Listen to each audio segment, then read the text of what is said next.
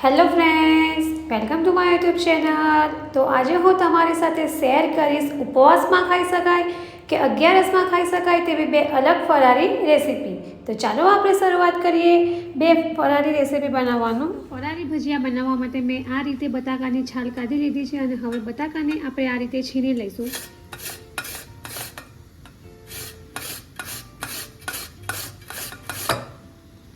તો આ રીતે આપણે બટાકાની છીણ પાડી લઈશું. આ રીતે મેં બે મીડિયમ સાઇઝના બટાકા લીધા હતા અને એને છીણી લીધા છે. ત્યાર પછી હવે આપણે તેમાં સૂકું કોપરાનું છીણ એડ કરીશું.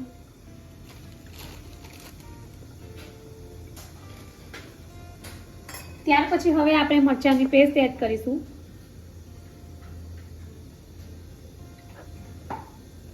ત્યાર પછી અહીંયા અમે શેકેલા સિંગદાણાનો ભૂકો લીધો છે એ આપણે એડ કરીશું.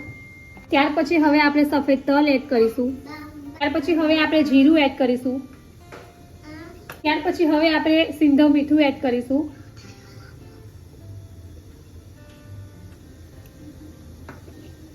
ત્યાર પછી હવે આપણે થોડી સુગર એડ કરીશું.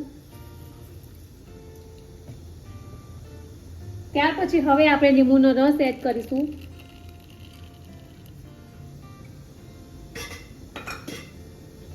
ત્યાર પછી હવે આપણે રાજગરાનો લોટ એડ કરીશું.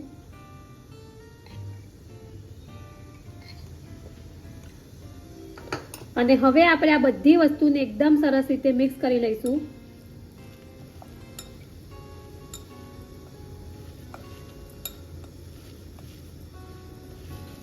ત્યાર પછી હવે આપણે ઉપરથી થોડું પાણી એડ કરીશું.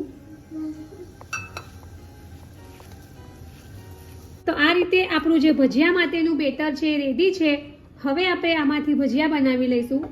ત્યાં મેં ભજીયા માટે પહેલેથી જ ગેસ ઉપર ઓઇલ ગરમ કરવા મૂકી દીધું હતું અને હવે આપણે આ જે બેટર બનાવ્યું છે એમાંથી આ રીતે થોડું ખીરું લઈશું અને આ રીતે ઓઇલમાં એડ કરી દઈશું.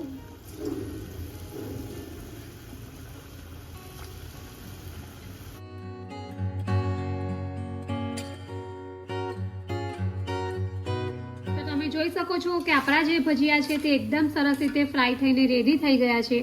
તો હવે આપણે એને એક પ્લેટમાં બહાર કાઢી લઈશું. તો આ રીતે ગોલ્ડન બ્રાઉન રંગના જ આપણે ભજીયા ફ્રાય કરવાના છે અને એકદમ ક્રિસ્પી એવા ભજીયા બન્યા છે. તો બીજા ભજીયાને પણ આપણે આ જ રીતે ફ્રાય કરી લઈશું. રેડી છે આપણા ગરમા ગરમ ઉપવાસમાં ખાઈ શકાય કે અગિયારસમાં ખાઈ શકાય તેવા ફરારી ક્રિસ્પી ભજીયા. તમે આ ભજીયાને ગ્રીન ચટણી સાથે ખાઈ શકો છો. દહીં સાથે પણ આ ભજીયા ખૂબ જ સરસ લાગે છે અને ચા સાથે તો આ ભજીયા ખૂબ જ સરસ લાગે છે. તો આગળ હવે આપણે બીજી ઉપવાસમાં ખાઈ શકાય તેવી રેસીપી બનાવીશું, જેમાં આપણે બનાવીશું ફરારી ફ્રેન્ચ ફ્રાઈઝ. તો આ રીતે મેં જે બટાકું છે એની છાલ બહાર કાઢી લીધી છે. ત્યાર પછી હવે આપણે આ રીતે બટાકાની સ્લાઇસ કટ કરી લઈશું.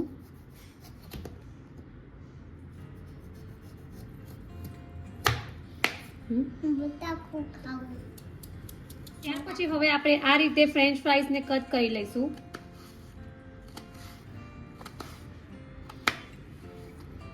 તો બીજી બધી સ્લાઇસમાંથી પણ આપણે આ જ રીતે કટ કરી લઈશું. આ રીતે આપણે બટાકામાંથી ફ્રેન્ચ ફ્રાઈઝને કટ કરી લીધી છે.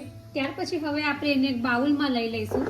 પછી હવે આપણે તેમાં ઉપવાસમાં ખાઈએ તે સિંધવ મીઠું એડ કરીશું.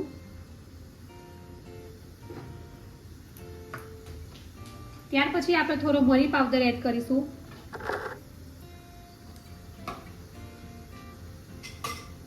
ત્યાર પછી આ રીતે લીલા મરચા છે ઝીણા સમારેલા એ આપણે એડ કરીશું. ત્યાર પછી હવે આપણે બાઇન્ડિંગ માટે થોડો રાજગરાનો લોટ એડ કરીશું.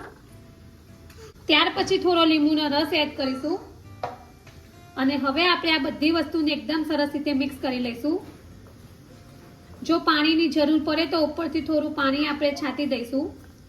પણ અત્યારે આપણી જે ફ્રાઈઝ છે એકદમ સરસ રીતે લોટ સાથે કોટ થઈ ગઈ છે, તો આપણે પાણીની બિલકુલ જરૂર નથી.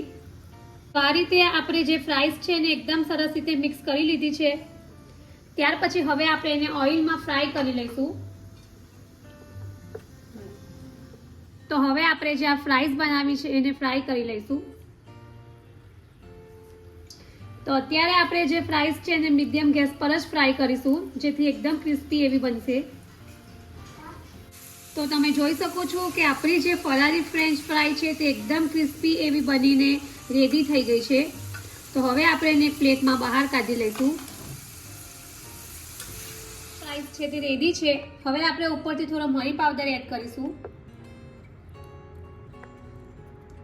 તો રેડી છે ગરમા ગરમ ખાવાની મજા પડે તેવી ફરારી ફ્રેન્ચ ફ્રાઈસ. તમે એને ચા સાથે પણ ખાઈ શકો છો અને તમે એને ખજૂર આંબલીની ચટણી સાથે પણ ખાઈ શકો છો. તો ફ્રેન્ડ્સ, તમે ઉપવાસમાં કે 11રસમાં ખાઈ શકો તેવી બે અલગ ટાઈપની ફરારી રેસીપી રેડી છે. તો ફ્રેન્ડ્સ, તમે જો ઉપવાસમાં આ રીતે ફ્રેન્ચ ફ્રાઈસ કે ફરારી ભજીયા ક્યારેય ટ્રાય ન કર્યા હોય તો એકવાર જરૂરથી ટ્રાય કરજો અને કમેન્ટ બોક્સમાં મને જણાવજો કે તમને મારી આ રેસીપી કેવી લાગી છે.